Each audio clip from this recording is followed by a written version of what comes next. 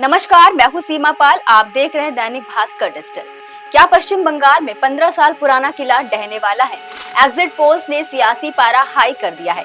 कहीं भाजपा को प्रचंड बहुमत तो कहीं टीएमसी की वापसी। लेकिन बड़ा सवाल, अगर नतीजे एग्जिट पोल जैसे आए तो आखिर दीदी की लंका में आग किसने लगाई, ये सवाल पूछना तो लाजमी होगा।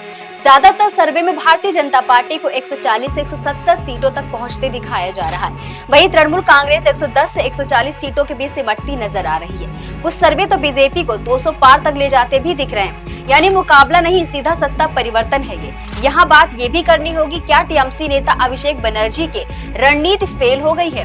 क्योंकि टीएमसी के नंबर 2 नेता अभिषेक बनर्जी इस बार पूरी चुनावी कमान उनके ही हाथ में थी। तो क्या ममता बनर्जी ने युवा चेहरे को आगे लाकर बड़ी गलती कर दी? माना जा रहा है कि ममता बनर्जी की इस नई राजनीति ने पुराने कार्यकर्ताओं को नाराज कर दिया, जिससे ममता बनर्जी के ग्राउंड कैडर कमजोर पड़ गए और बीजेपी का बूथ स्तर नेटवर्क मजबूत हो गया। ममता बनर्जी की हार के पीछे बॉबी हकीम के बयान को भी काफी हद तक जिम्मेदार माना जा सकता है, क्योंकि कोलकाता के मेयर फिरहाद हकीम ने केंद्रीय बलों पर टिप्पणी की। उसके बाद सियासी ध्रुवीकरण को भी हवा दी।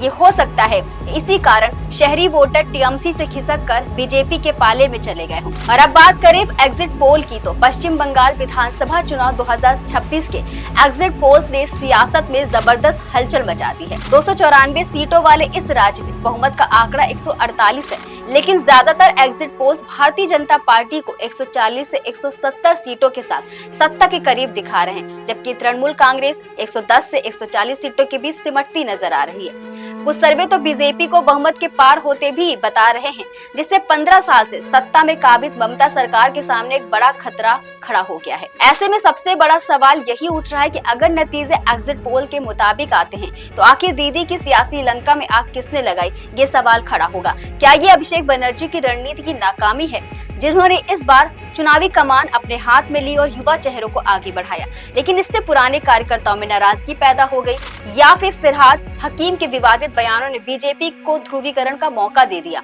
जिससे शहरी वोट ममता के खाते से निकलकर बीजेपी के खाते में खिसक गए। वहीं हुमायूं कबीर की बगावत भी टीएमसी के लिए नुकसानदायक साबित हुई है, क्योंकि इससे खासकर मुस्लिम बहुल इलाकों में वोटों का बंटवारा हो गया, जिसका सीधा फायदा बीजेपी को मिलता दिख रहा है। इसके अलावा इस बार चुनाव आयोग की सख्ती भी एक बड़ा फैक्टर मानी जा रही है।